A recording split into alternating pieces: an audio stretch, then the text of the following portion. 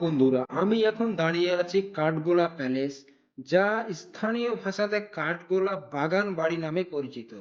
তো এই বাগান বাড়িটি 19 শতকে আজিমগঞ্জ জিয়াগঞ্জের বিখ্যাত ব্যবসায়ী যে লক্ষ্মীপদ সিং দুগড়ের তত্ত্বাবধানে এই প্যালেস বাড়িটি ওই সময়ে নির্মিত হয়। সেই সময়ে ইউরোপীয় এবং ভারতীয় সংস্কৃতির মিশ্রণে বিভিন্ন শিল্পকলা এবং শৈলীর উত্থাপন করে এই বাগান বাড়িটি নির্মিত। অনেকে ধারণা করে যে এই বাগান বাড়িতে বসেই ইংরেজেরা বিভিন্ন যে ষড়যন্ত্রকারী জগৎ শেঠ, মীর জাফর, আরো বিভিন্ন যারা ছিল তাদের সঙ্গে মিলিতভাবে সম্রাট সিরাজউদ্দৌলাকে কিভাবে হারানো যায়, তাকে কিভাবে গদিচ্যুত করা যায়, সেই প্ল্যানটা এখান থেকেই করা হয়েছিল। আপনারা দেখছেন অসাধারণ সুন্দর প্রায় 30 একর জমির উপরে এই বাগান বাড়ি এবং মাঠটি পুরো ঘেরা এবং বেষ্টিত।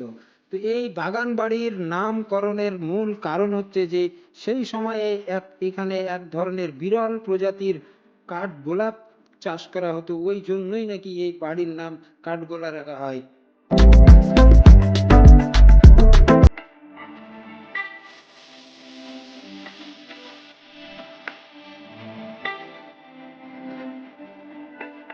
আর এই কাঠগোলা বাগানটি এতটাই বিখ্যাত যে এখানে বিভিন্ন ধরনের বলিউড টলিউডের বিভিন্ন যে সিনেমা, সেই সিনেমার কিন্তু এখানে অনেক শুটিং হয়েছে। এটা এতটাই সৌন্দর্য এবং এর কারুকার্য এতটাই সুন্দর যে আপনি দেখলে আপনার চোখ ধাঁধিয়ে যাবে।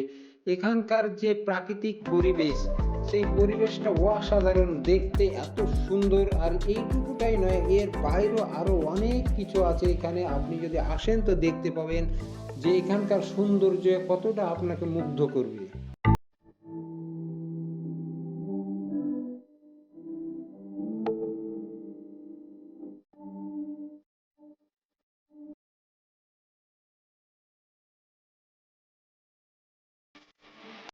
আর এটা আপনারা যেটা দেখছেন, এটা হচ্ছে সেই সুড়ঙ্গ যেটা দিয়ে নাকি সেই ভাগীরথী নদীর ওই পারে যাওয়া যেত। রাজাদের বিভিন্ন সুরক্ষার ক্ষেত্রে এই সুড়ঙ্গ পথটি তৈরি করা হয়েছিল।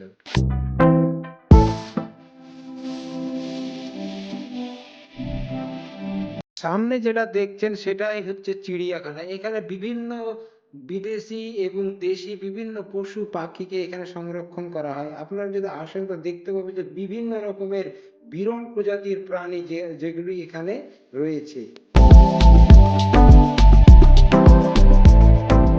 আর পুরো মাঠটি পুরো একেবারে আমের গাছ, বিভিন্ন প্রজাতির গাছ দিয়ে এখন সাজানো।